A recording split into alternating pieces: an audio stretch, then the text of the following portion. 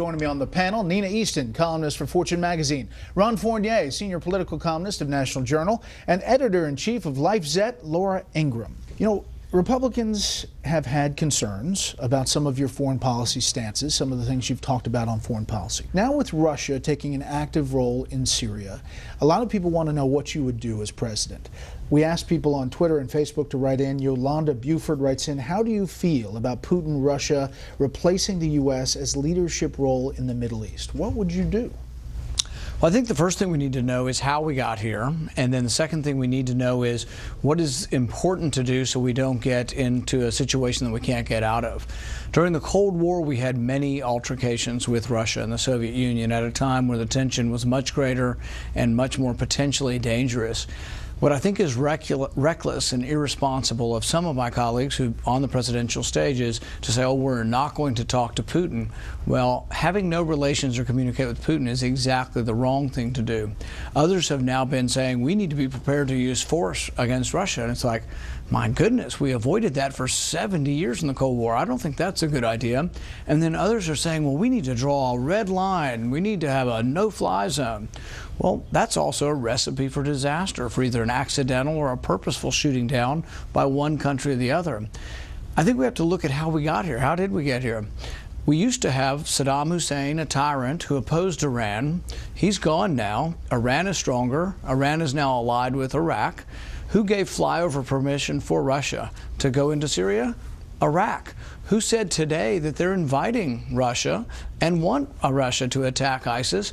Iraq. It's going to be a little hard for us to say Russia go home when Syria, Iraq, and Iran are all saying they want Russia to be there. I get that looking back, but looking forward, what are you doing as President Paul? Are you okay that Russia is doing what it's doing, even though they're attacking rebels on the ground by all accounts? I don't think I would put it that way, that I'm okay with it. What I would say is that we need to stand up for our position in the world. But there's not a position, what are we going to do? Do you want to drive Russia out of Syria? Do you want to have a land war with Russia? I mean, there is no sort of scenario in which America can just stand up and say, be gone, Russia.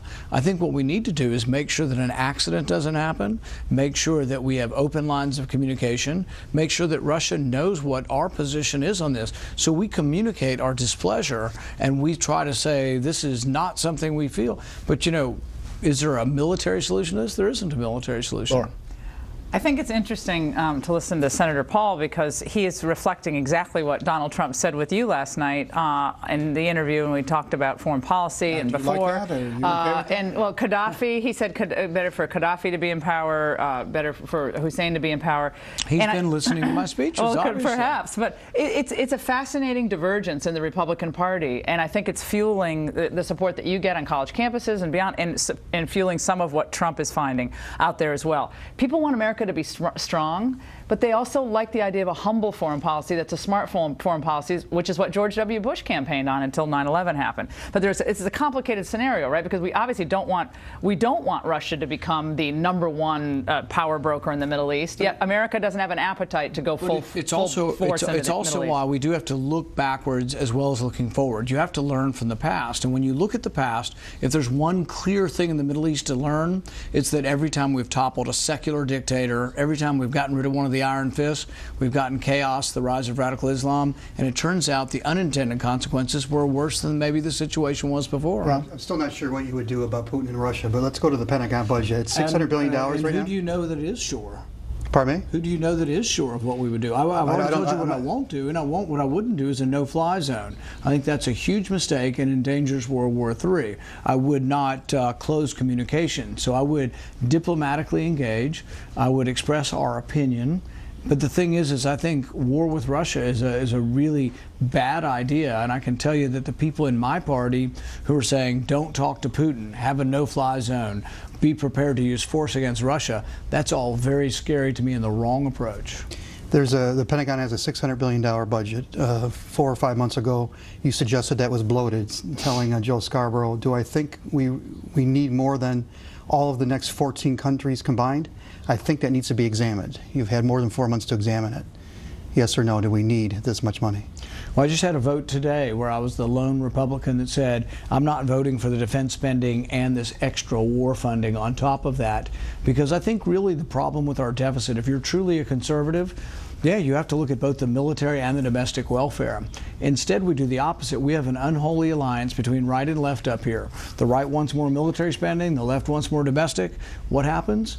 The unholy alliance comes together and get more spending for everything, but that's also why we're $18 trillion in debt, and it's also why I'm frankly the only conservative running on either side, because I'd be willing to cut both. Well, you would bring us down below $600 billion. What I would say is that you have to be able to cut across the board. That's what the sequester was. Now, some of the sequester was a cut in the rate of growth, but it was cutting across the board and actually was something that was slowing down the accumulation of debt. And we abandoned most of that last year, and that what's coming up now and what many of the leadership are saying, yes, we're going to bust the budget caps. The last remaining vestige of control is going to be busted, but not because of Democrats, because of an unholy alliance between the right and the left who are so avaricious for more spending that they can't get enough. Nina. Senator, going back to your position on Syria and your overall sense of foreign policy, there's a compelling argument to be made that the reason Russia felt licensed to go into Syria is because we didn't stand up to Putin over the Ukraine, that we didn't arm Ukrainian rebels. Which raises the question, what is the difference between being non-interventionist and weak global leadership by the U.S. that eventually puts the U.S. at risk? Well, I think if you look at the region and you say, why is Syria now involved in the region?